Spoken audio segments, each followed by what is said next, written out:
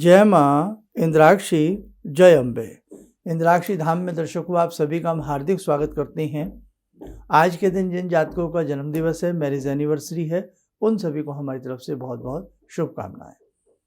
आज है मंगलवार की अमावस्या, इसे हम भोमवारी अमावस्या भी कहते हैं। पितरों के दान के लिए, मोक्ष के लिए, अनेकों प्रकार की सुख सौभाग्य संवर्धन हेतु आज की ये अमावस्या बहुत खास है। क्या इसमें करना चाहिए, इस अमावस्या में क्या दान देना चाहिए और आज की अमावस्या में हमें किस प्रकार से अपने पितरों को प्रसन्न करना चाहिए, सारी चर्चा इस अंक में हम आपसे करने वाले हैं। तो आइए पहले आज का हम पंचांग देखें। और एक खास बात और, संस्थान से जितने भी साधक दीक्षा ले रहे हैं तो आपको दीक्षा सेट तो हम भेज रहे हैं, लेकिन दीक्षा के मंत्र आपको किस तारीख से पढ़ने शुरू करने हैं ये भी इसमें हम आपको बताने वाले हैं। तो आइए पहले हम पंचांग देखें। 12 दिसंबर सन 2023, दिन मंगलवार, संवत 2080, मार्गशीर्ष कृष्ण पक्ष, तिथि अमावस्या, नक्षत्र अनुराधा, राहु काल 3 से 4:30, दिशा शूल उत्तर दिशा। सबसे पहली बात, आज भोमवारी अमावस्या है। अपने पितरों के निमित्त जाने अनजाने सभी पितरों के निमित्त दक्षिण दिशा में 1 लोटा जल, जिसमें थोड़ा काला तिल, थोड़ा कच्चा दूध हो तो जरूर उसमें मिला लिया जाए, थोड़ा मीठा मिला करके दक्षिण दिशा की तरफ मुख करके ओम पितृदेवताभ्यो नमः बोल करके हमें जरूर देना चाहिए। जिनके घर में पितरों का भोजन कराया जाता है अमावस्या के दिन, तो आज का जो ब्राह्मण को आप भोजन कराएं, उस भोजन में कोई गुड़ की मिठाई शामिल जरूर करें, क्योंकि भोमवारी अमावस्या है, बड़ा अच्छा रहेगा। आप बहुत लोग सूखा राशन भी दे के आते हैं मंदिर में ब्राह्मण जी को, किसी को, तो उसमें भी गुड़ वगैरह या गुड़ से बनी कोई मिठाई ले जावें तो अति उत्तम रहेगी। आज के दिन आप जितना आपसे हो सके आप गायत्री मंत्र पढ़िए। आपसे जितना हो सके आप गायत्री यज्ञ भी कर सकते हैं। भोमवारी अमावस्या में किया गया गायत्री यज्ञ और सुंदरकांड बहुत अच्छा रहता है, तो आप सुंदरकांड का भी पाठ कर सकते हैं, गायत्री यज्ञ कर सकते हैं, बहुत बढ़िया उसका उपयुक्त फल आपको प्राप्त होगा। अब वो भी लोग हैं जो घर में यज्ञ नहीं कर पाते हैं या ब्राह्मण को नहीं भोजन करा पाते हैं या कुछ दे नहीं पाते हैं, तो आपके आसपास यदि कोई गौशाला है, वहाँ जा कर के 2, 4, 5 किलो गुड़ भी थोड़ा थोड़ा गौ माता को खिला करके आएंगे तो बड़ा ही आपके लिए अच्छा रहेगा। और उसके साथ साथ आज के दिन अपने पितरों के निमित्त, जाने अनजाने सभी पितरों के निमित्त आज के दिन पक्षियों को दाना डालना, अनाज डालना भी बहुत शुभ माना जाता है। अपने पितरों के नाम पर फल बांटना, वस्त्र बांटना, गर्म वस्त्र देना बहुत अच्छा है। और जैसे कि भोमवारी अमावस्या है, गर्म कंबल किसी गौशाला में देना, किसी ब्राह्मण को देना, किसी ज़रूरतमंद को देना। ऐसे भी बहुत लोग हैं, हल्का हल्का सर्दी का समय प्रकोप प्रारंभ हो गया है, ठंडी तो दिल्ली में तो थोड़ी थोड़ी सुबह शाम की काफ़ी ठंड हो गई है, तो उस हिसाब से कहीं पर भी आप गर्म जो कपड़ा होता है वो मंगल के अंतर्गत आता है, तो कोई भी गर्म कंबल हो, ऊनी वस्त्र हो, लोई हो, मफरल हो, टोपी हो, कोई पहनने की जैकेट हो, कोई भी ऐसी चीज़ अपने पितरों के निमित्त किसी भी ज़रूरतमंद को दे सकते हैं। ऐसे बहुत लोग हैं बेचारे रात को फुटपाथ पर सोते हैं, ओढ़ने के लिए वस्त्र भी नहीं हो पाते हैं, तो आप अपनी तरफ से 2 कंबल, जो भी आपकी श्रद्धा बने, जैसी पॉकेट अलाउ करे, तो आज अपने पितरों के नाम से जरूर दे के आइएगा। देखो, हमें बहुत कुछ हमारे पितरों ने दिया है, और जो भी साधक पितरों को श्रद्धा से मानता है तो कहीं ना कहीं पितृ उससे प्रसन्न होते हैं, उसके रुके हुए कार्य बनते हैं, उसके जीवन में सुख सौभाग्य की प्राप्ति होती है। अनेकों प्रकार की घटने वाली घटनाओं से उसके पितृ उसे बचा लेते हैं। ठीक है, तो जितना आपसे आज के दिन हो सके आप करने का प्रयास करना। चलते फिरते उठते बैठते गायत्री महामंत्र का जप करना आपके लिए बड़ा ही अच्छा रहेगा। चलो, अब ये बात तो हुई आज की इस अमावस्या को लेकर के। और वैसे प्रयास करना चाहिए, हमें सूक्ष्म हवन अपने घर में कर लेना चाहिए। देखो साधकों, हमारे किसी भी कार्यक्रम को आप ध्यान से सुनेंगे, समझेंगे, हम आपको एक प्रैक्टिकली जीवन में विश्वास कराना चाहते हैं। हम नहीं चाहते कि आप अंधविश्वास में जीवन जिएं, कि आप साहब एक पत्ते को सूंघ के तकिए के नीचे रख लें तो आपकी किस्मत बदल जाएगी। भैया ऐसे कभी नहीं होता। ये सब मूर्ख बनाने वाली बातें हैं। आप सोचें कहीं आप भीड़ में जा कर के डांस करने लगें, बैठ जाएं, आशीर्वाद बट रहे हैं, आपका भी कल्याण हो जाएगा। ये सब नहीं होता। जब तक व्यक्ति अपने कर्म को श्रेष्ठता के रूप में नहीं करेगा, जब तक व्यक्ति अपने जीवन को अच्छे से नहीं करेगा, जब तक एक विद्यार्थी अपनी पुस्तकों को खोल करके अच्छे से मंथन नहीं करेगा, अच्छे से पढ़ेगा नहीं, वो पास नहीं हो सकता। इसलिए ध्यान रखना, जीवन की हर कक्षा में यदि पास होना है, जीवन की हर कक्षा में, जीवन के हर मोड़ पर यदि उत्तम स्थिति को प्राप्त करना है, सुख सौभाग्य को जागृत करना है, तो भी प्रैक्टिकली बनिए। भगवान आपके घर में है, आपको कहीं भी भटकने की आवश्यकता नहीं है। आप ध्यान रखना, आज भटकाव का बड़ा समय है। आज बड़ा हम भटक रहे हैं। आज हमें लोग भटकाने वाले बहुत हैं, आज हमें बहकाने वाले बहुत लोग हैं। इसलिए बच्चों, अपने घर में ही भगवान को समझें। भगवान आत्मा भी तो परमात्मा ही है। हमारे मन के अंदर भी तो एक मंदिर है, हमारे मन के अंदर भी तो एक भगवान विराजमान है ना। और ये भगवान का शरीर है, भगवान का दिया हुआ है, भगवान का बनाया हुआ है। इसलिए इस शरीर से शुद्धता के साथ अपने ही घर में बैठ करके भगवान को भजो। भगवान आपको नजर आने लगेंगे, आपके कार्य बनने लगेंगे, आपको कहीं भी भटकने की आवश्यकता नहीं पड़ेगी।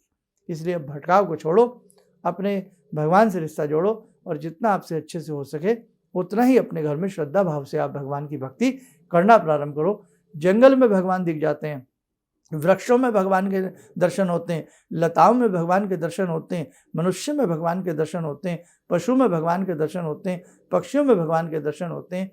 परंतु वो श्रद्धा चाहिए, वो भाव चाहिए, वो चक्षु चाहिए, है ना। तो इसलिए अच्छे से भटको मत, अपने समय को खराब मत करो, कहीं भी इधर उधर भटक करके अपने भगवान को भजना प्रारंभ करो, आनंद की प्राप्ति होगी।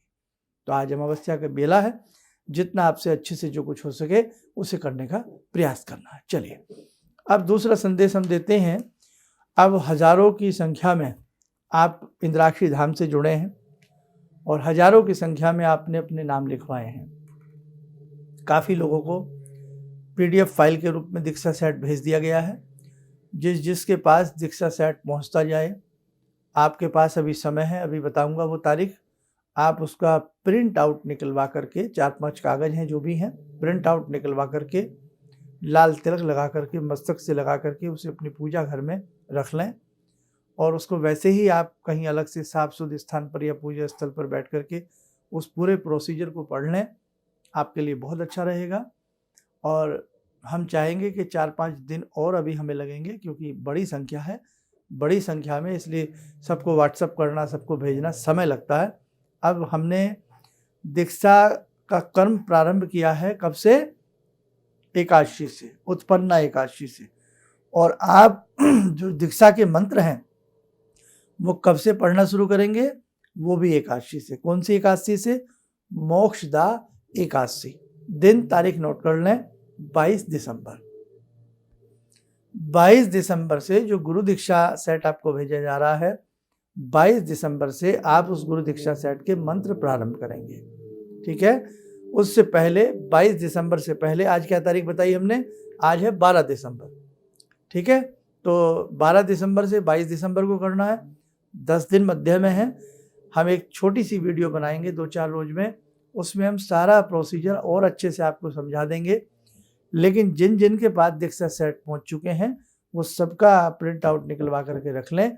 और 22 दिसंबर से जितने भी नए दीक्षित साधक हैं वो अपनी दीक्षा का कर्म 22 दिसंबर से मोक्षदा एकादशी, ईश्वर की कृपा से हमें भगवान की चरणों में लगन लगे, भगवान की प्रीति उत्पन्न होवे और हमें मोक्ष की प्राप्ति हो, सत्मार्ग पर हम चलें, अच्छे रास्ते पर हम चलें, हमें सुख सौभाग्य की प्राप्ति हो, कलेश संकट सभी कष्टों का भगवान की कृपा से निवारण हो। इसलिए मोक्षदा एकादशी को चुना गया है। जो पुराने साधक हैं, जो दीक्षा के मंत्रों को पढ़ रहे हैं अनवरत तरीके से, वो ऐसे ही पढ़ते रहें, कोई उन्हें दिक्कत, क्योंकि वो तो कर ही रहे हैं। हाँ, जो और भी व्यक्ति दीक्षा लेना चाहते हो, साधक गण हो, वो दीक्षा ले सकते हैं। दीक्षा के लिए अपना फ़ोन नंबर, अपना नाम और फ्रॉम आप कहाँ से बोल रहे हैं वो सारा लिखवाते जाएं। हम प्रयास कर रहे हैं कि 20 दिसंबर तक सभी को दीक्षा सेट जो हैं वो PDF फाइल के रूप में भेजे जा सकें।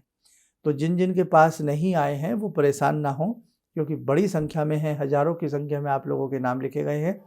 तो धीरे धीरे रोज़ 200, 400, 500, 1000 आदमियों को रोज़ दीक्षा सेट भेजा जा रहा है। ठीक है, तो आपको चिंता नहीं करनी है, जिनके पास नहीं आया है उनको भी जल्द मिल जाएगा। और एक हम वीडियो बनाएंगे 20 तारीख से पहले 20 दिसंबर के से पहले 1-2 दिन पहले या उसके आसपास, उसमें सारा निर्देशन दे देंगे, सारा और अच्छे से आपको समझा देंगे। वैसे जो हमने दीक्षा सेट जिनको मिल गए हों उसमें कोई बहुत बड़ा भेद नहीं है, सारी चीज़ें हमने खोल करके आराम से समझा करके लिखी हुई हैं। जैसे बताया है वैसे ही उन मंत्रों को पढ़ना शुरू करें। मुख्यतः जो त्रिविद्या के रूप में 3 मंत्र आपको गायत्री, शिव और भगवती का दिया गया है उसे आप करिए। उसके जैसे बाद की चीज़ें हैं, रोज़ समय ना मिले तो वो एक दिन बांध लें, संडे का या अष्टमी का, उस दिन करते रहें। बाकी मैं एक वीडियो बनाऊंगा 2, 4, 5 रोज में, उसको देख करके आपको बहुत सारी बातें समझ में आ जाएंगी। चलिए, समय हो चला ध्यान साधना का। जुड़ते हैं जगजननी भक्त वत्सला माँ अम्बे से। ॐ सिन्दूरारुणविग्रहां त्रिनयनां माणिक्यमूलस्फुरात् स्तारानायकशेखरं स्मितमुखी भापेन वक्षोरुवां पाणिभ्यामलपूर्णरत्नचषकां रत्नोत्परां बिभ्रति सौम्यां रत्नघटस्थरक्तचरणां ध्यायेत्परामम्बिकां खड्गं चक्रगदेषु चापपरिगान् शूलम्बुशोण्डिं शिरा शङ्खं संदधतीं करे स्त्रीनयनां सर्वाङ्गभूषावृतां नीलास्मद्युतिमास्य पाददशकां सेवे महाकालिकां यामास्तो स्वपितैहरो कमलजो हन्तुं मधुं कैटवम् विद्युद्दामसमप्रभां मृगपते स्कन्दस्थितां भीषणां कन्या विहकरवालखेटविलसा धस्ताविरासेवितां हस्तैश्चक्रगदाशिखेटविशिखां चापं गुणं तर्जनीं विप्राणामलिलात्मिकां शशिधरां दुर्गां त्रिनेत्रां भजे। कवच बना लें, ध्यान करें, भगवती का शुभ आशीष हम सबके ऊपर बरस रहा है।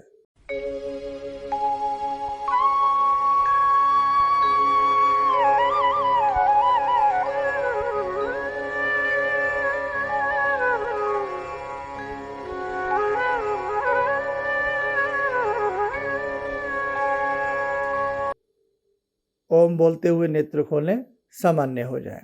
देखो साधकों, बहुत सारी ऐसी बातें हैं, ऐसी चीज़ें हैं जो समय समय पर आपको हमने समझानी है। हमारे मुख्य दोनों चैनल से आप लोग जुड़े रहिएगा और आगामी समय में एक बहुत बड़ा कार्य हमें और आपको मिलकर के करना है। उसके लिए एक अपना रजिस्टर्ड मेंटेन रखें, उसमें आप कम से कम 10-11 व्यक्तियों के नाम जरूर लिखें, ताकि एक व्यक्ति वही साधना का कर्म, शुभ कर्म 10-11 व्यक्तियों से करा सके। एक पूरी चैन बन जाएगी, उसका पूरा प्रोसीजर मैं आपको धीरे धीरे समझा दूंगा।